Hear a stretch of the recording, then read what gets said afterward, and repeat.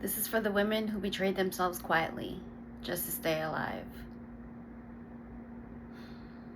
Welcome to episode 2, you guys, of me.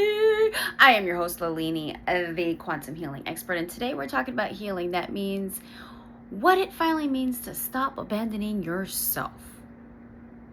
Okay, so I'll tell it to you guys like this. As a reiteration from yesterday, getting into that sequence of getting struck by lightning, and what does that mean after the fact, right? Here was my life before August 23rd, 2022, and here it is August 23rd, 2022. Completely different. And I knew at the time what was happening is that I was involved with something that should have never happened. You know, there are signs. Your body's saying no, but you said yes. Does this ring a bell? Right? You ignored your voice just to keep a relationship, a job, or peace. Does that ring a bell? We do these things because we don't know our own boundaries and our own way of saying, no, this isn't for me. How do you know if you don't know?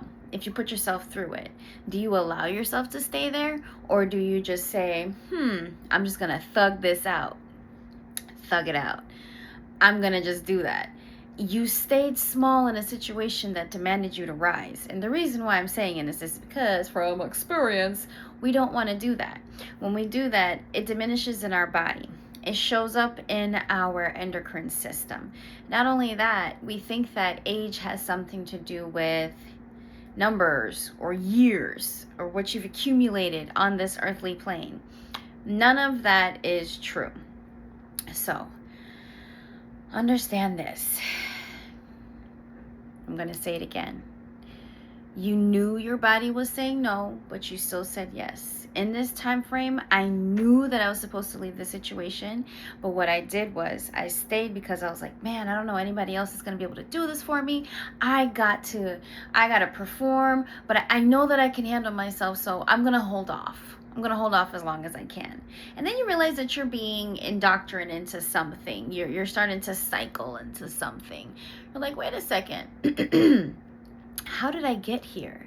How did I get to a space where I don't even have a voice to keep a relationship or just a job or a peace? And I mean relationship, I mean any type of relationship, any type of connection that you have with someone, right? I'm going to tell you guys like this. I knew in my bones that I was betraying myself, but I was afraid who I'd lose if I told the truth about myself.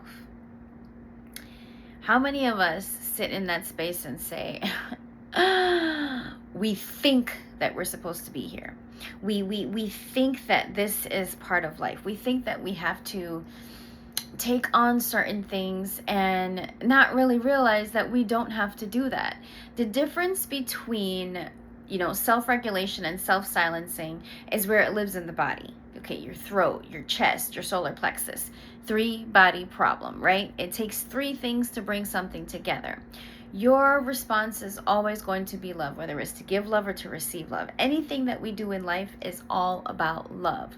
So when we do this, sometimes it can be polarized too much, meaning that there's a positive and a negative, and sometimes we polarize too much this way and polarize too much that way and don't maintain the middle of homeostasis, right? It's balancing the duality within. So most of us were taught that, self-abandonment gets normalized as being good, being humble, and keeping the peace. How many times have you kept the peace and always became the bad person? How many times have you played good just to be on everybody's side, but only to be blamed after because you knew something and you just wanted to be a team player? How many of you felt being humble in a space, knowing that you should have spoke up about something, for it to come back and bite you because you knew that you should have stood up in that moment? See, that is the form of duality. Too much good is not good, and too much bad, obviously, we know what that leads to. It all polarizes to the same thing. What is the thin line between hot and cold and hot? Eventually, they start to feel the same way. So what separates that, right? There is duality, and most of us are not taught how to love ourselves in this space. We were taught to perform, to act, to be this, to wear a mask. There was a thing that used to go on so long where we would say, hey, just put on this mask for today, or I have an alter ego. This is who it's going to be. I can be this and I can be that. Or you put on a dress and then all of a sudden you're like, oh, I feel great. Or even a blazer, you feel stern. Whatever it is, it transforms those spaces in your body. So if I'm saying to myself, okay, I want to be good for this position, or I want to be good for this person, or I want to be good for my relative, or whatever it is. So I'm going to do everything possible to be in their good graces. But then even realizing that as much as I'm doing this, it's not being seen that way.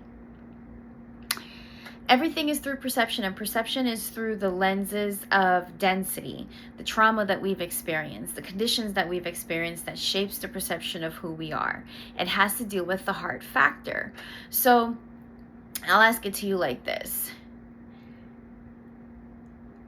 A first no. This same individual, after my incident, it was February 2023, after my incident, and I started to see things differently. I started to see that I was being used in a certain way. I started to see things in layers that I never saw before, and I could not ignore them anymore. And what was happening in my body is that I couldn't eat meat. I had to move away from certain things. It was such a high, dense space where I wasn't able to eat for months. It was a pure liquid diet after this electric strike. And what it did was give me layers of profound clarity of what I was seeing. And that landed the fundamental space of what was coming next, was for me to say no to this person. In my body, when something happened, I felt like this gush, like, and I felt such a release that I could be myself and I could say no and I could be okay with it. There are certain things in life that happen, certain catalytic events that will propel you into something else. Depending on how you look at it is how it will come through. So the objective of it's all like, that's always going to be what it is. How you see it and how you interpret it becomes a distortion. Meaning, this person's relative died afterward. It had nothing to do with me. I had to deal with what a natural frequency shift and natural quantum shifts. I had to deal with all of that. There are a lot of things that we don't understand or that we don't know, that when it supersedes our comprehension, we start to put fear behind it. And lack of clarity, lack of comprehension puts you in a fear-based survival space. So in that moment, who I became was something more. I remember taking my first client, and before, I was able to feel into the energies and what I was doing and where it was going. After I removed this person, oh my God, it felt like a veil lifted off of me. My first client that I took, I started to see, feel, hear, shift into the smells and into the dimensions and frequencies that exist within all of us. Sometimes in life it's going to feel like the obvious answer is right in front of you. And sometimes that is the biggest doorway that you walk through that provides your biggest liberation. And that's what it did for me. So it's not about self-care. It's about self-ownership, soul ownership, the truth, the nitty-gritty truth of who you are. Does that mean that I follow into an identity of who I think I am versus who I really am? No, that means I'm defining those spaces within myself and honoring those things that I came in here with. It's not about affirmations. It's about embodiment. If I'm just saying something over and over and there is no energetic tether, meaning a relationship of belief insinuates some type of emotion that binds that belief together.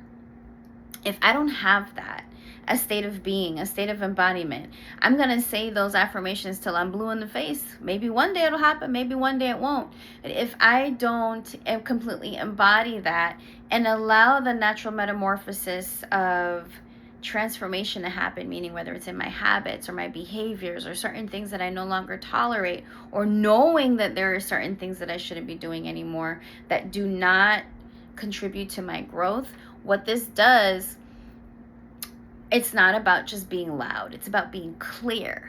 Some of us have a lot of noise around us. We call it the overthinking phase. And it's not just the overthinking. We are being bombarded with frequencies that are out there. How many of us can go through a whole day and probably count maybe a few of our thoughts that we've ran through over and over and over and over, like a ridiculous record player that's playing the same note over and over and over without addressing what's being there or what's being put there. If I can address the emotional aspect of that vibration, the frequency of my thoughts start to shift naturally. If I change the tone of my body, the natural overtones of who I am starts to shift. So I have to start with the source, and the source is the body. The source is the body. So coming home means stop negotiating with people who never had a lease in your life to begin with. There is this facade or smokes and mirrors that we have to be something else and then be something else behind closed doors. And what we're finding in reality is that stuff's coming to light. So you have to be in your sovereign space, or else you will no longer exist in this frequency, which is exactly what we're seeing. Once you really understand universal laws and how they work, life becomes a lot easier, because we're being taught laws that are only taught in a 3D fashion, meaning that only in this society that these laws exist. Whereas if you look at some of our higher ups or some other people in a different type of bracket, they practice something else. Why is that? Because they know that there is more. So breathe into your belly, take a deep breath. We're going to go over something really small because I just threw a lot of stuff at you. This one's for me too. You're going to say, I'm sorry for the parts of me that I left behind. I'm listening now.